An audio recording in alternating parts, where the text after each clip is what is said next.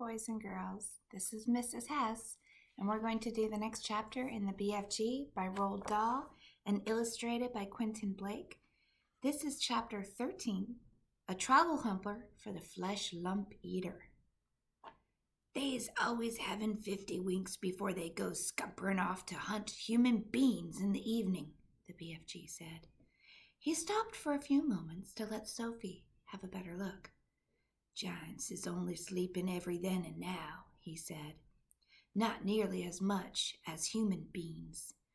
Human beings is crazy for sleeping. Is it ever occurring to you that a human being who is 50 is spending about 20 years sleeping fast? I must admit that never occurred to me, Sophie said. You should allow it to occur to you, the BFG said. Imagine it, please. This human being who says he is 50 has been fast asleep for 20 years and is not even knowing where he is, not even doing anything, not even thinking. It is a funny thought, Sophie said. Exactly, the BFG said. So what I is trying to explain to you is that a human being who says he is 50 is not 50. He is only 30. What about me? Sophie said. I am 8. You is not 8 at all, the BFG said. Human being babies and little chidlers is spending half their time sleeping, so you is only 4. I'm 8, Sophie said. You may think you are 8, the BFG said, but you has only spent 4 years of your life with your little eyes open.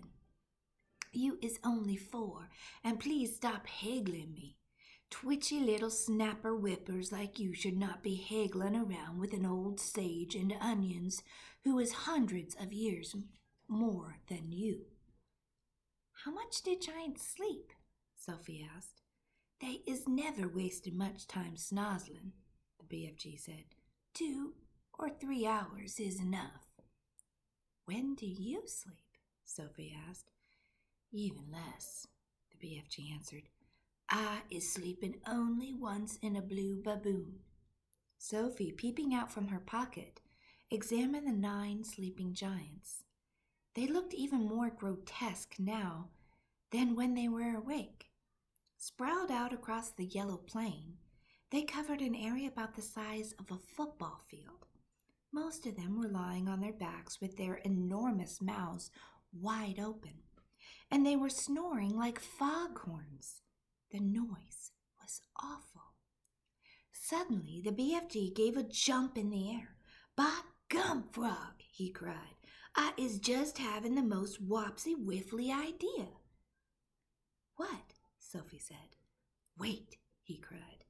Hold your horse feathers. Keep your skirt on. Just you wait to see what I is going to bring about. He galloped off fast to his cave with Sophie hanging on tight to the rim of the pocket. He rolled back the stone. He entered the cave.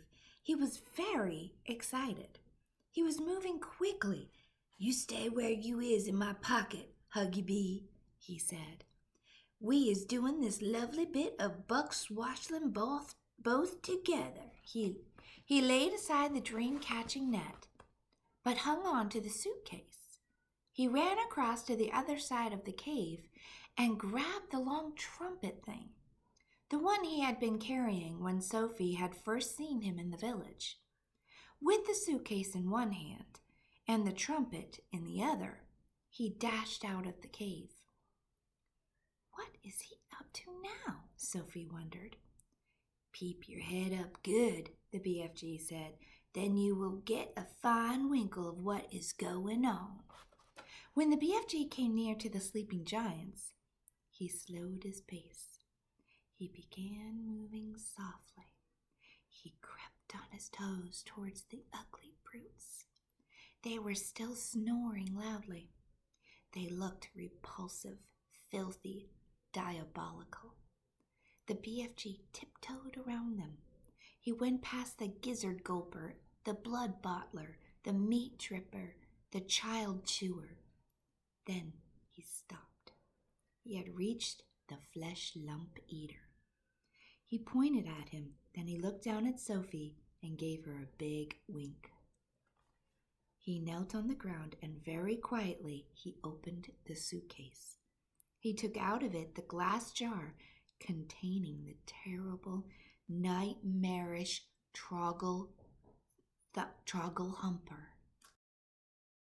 Point.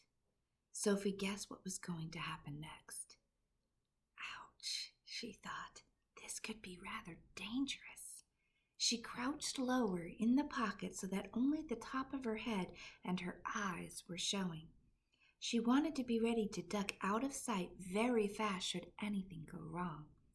They were about 10 feet away from the Fleshlumpeater's face. The snoring, snorting noise he was making was disgusting.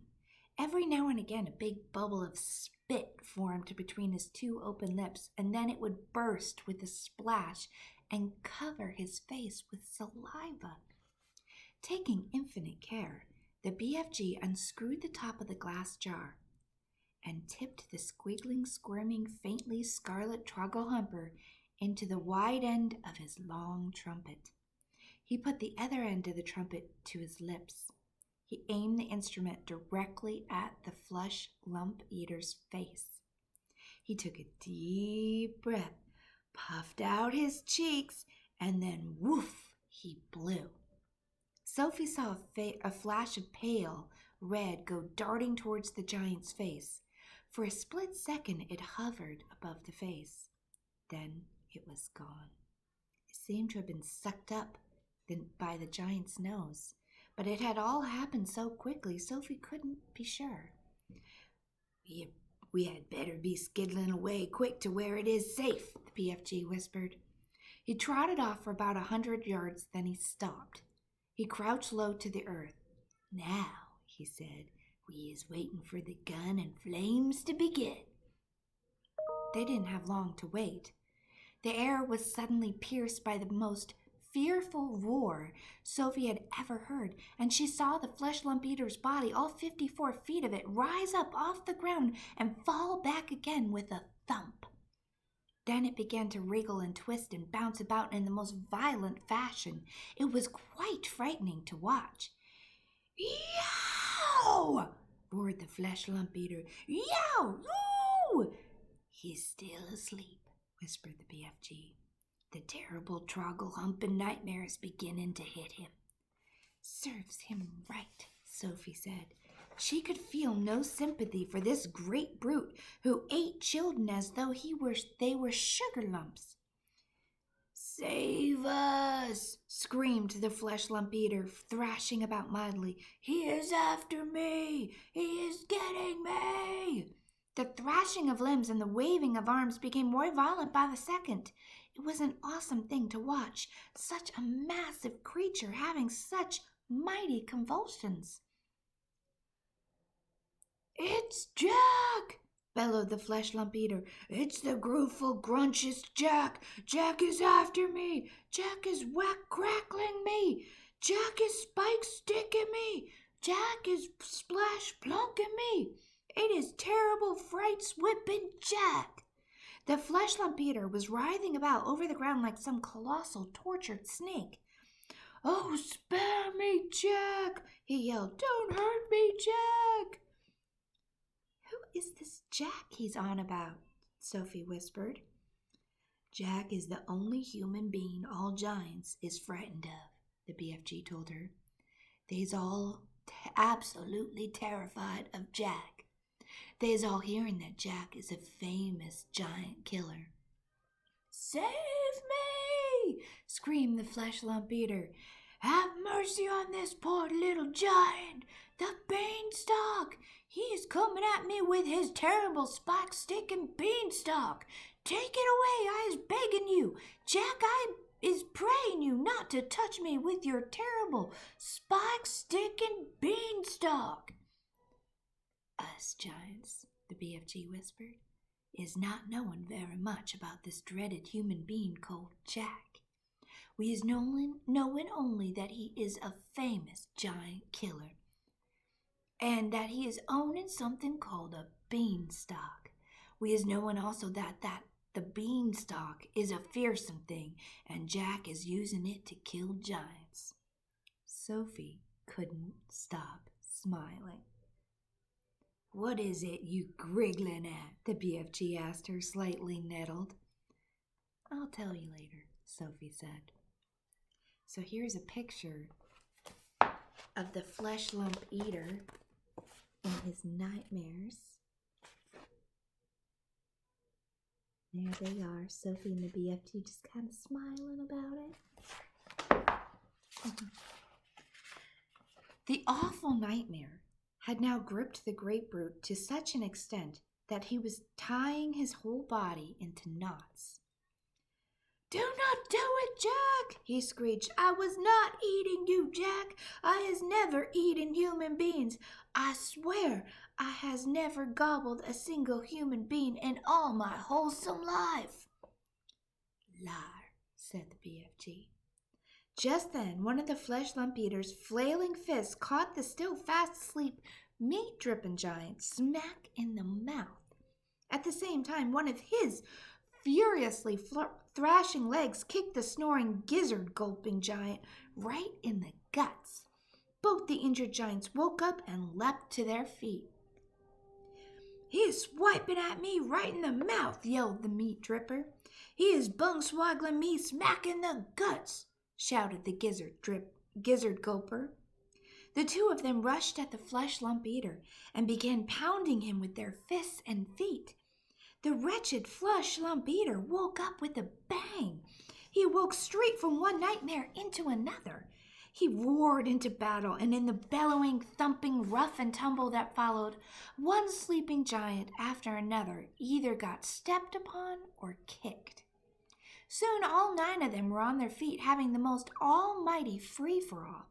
They punched and kicked and scratched and bit and butted each other as hard as they could. Blood flowed. Noses went crunch.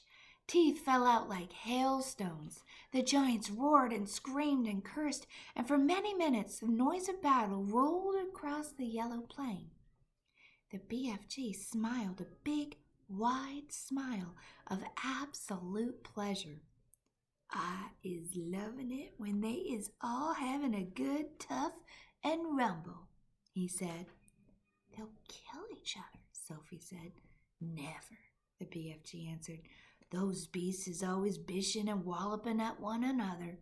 Soon it will be getting dusky, and they will be galloping off to fill their tummies. They're coarse and foul and filthy, Sophie said. I hate them. As the BFG headed back to the cave, he said quietly, We certainly was putting that nightmare to good use, though, wasn't we? Excellent use, Sophie said. Well done, you. Bye, boys and girls. Have a fabulous day. See you later.